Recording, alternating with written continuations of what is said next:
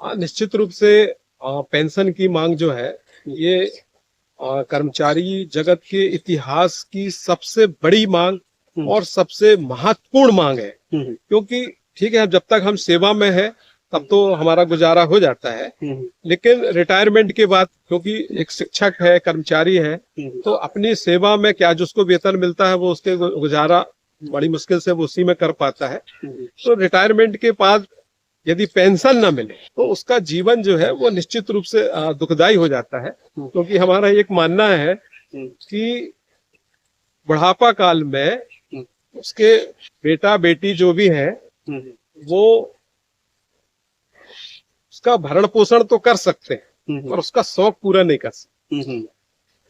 तो निश्चित रूप से पेंशन जो है वो बहुत महत्वपूर्ण होती है। तो ये अपने इतिहास की सबसे बड़ी और महत्वपूर्ण मांग रही है, जिसको लेकर के मध्य प्रदेश में भी ट्राइबल वेलफेयर टीचर्स एसोसिएशन ने एनएमओपीएस के साथ कंधे से कंधा मिला करके महाकुंभों के माध्यम से बहुत वजनदारी के साथ अपनी बात सरकार तक पहुंचाई।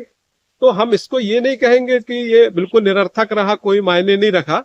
सरकार ने इस पे कदम जरूर आगे बढ़ाए और एनपीएस की जगह यूपीएस उनने ला करके हम शिक्षकों को, कर्मचारियों को संतुष्ट करने का प्रयास किया है। लेकिन आपको भी मालूम होगा कि यूपीएस केंद्र सरकार ने लागू किया, लेकिन बहुत कम शिक्षकों ने उसको अप्लाई किया है और सिरे से यूपीएस को जो है शिक्षकों ने नकार दिया है।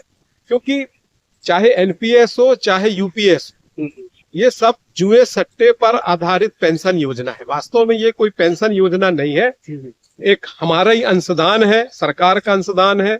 उससे एक फंड बनता है, उस फंड को किसी बीमा कंपनी में इन्वेस्ट किया जाता है, उससे शेयर मार्केट के हिसाब से जो भी घटा बढ़ी होती है उसके हिसाब से उसका भुगतान किया जाता है। तो एक ये ऐसी पेंशन योजना है जो जिसमें पेंशन जीरो भी हो सकती है।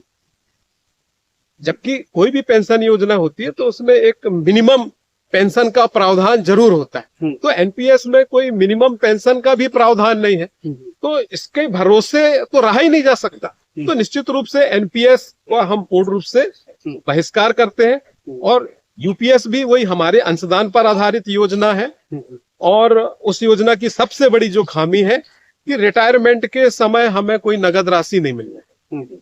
ये जो राशि हमसे मिलती उसी से वो पेंशन देने की योजना सरकार ने बनाई है। तो यूपीएस को भी सिरे से खारिज कर दिया गया है और निश्चित रूप से अब अन्य राज्यों में जिस तरीके से पुरानी पेंशन की आवाज बुलंद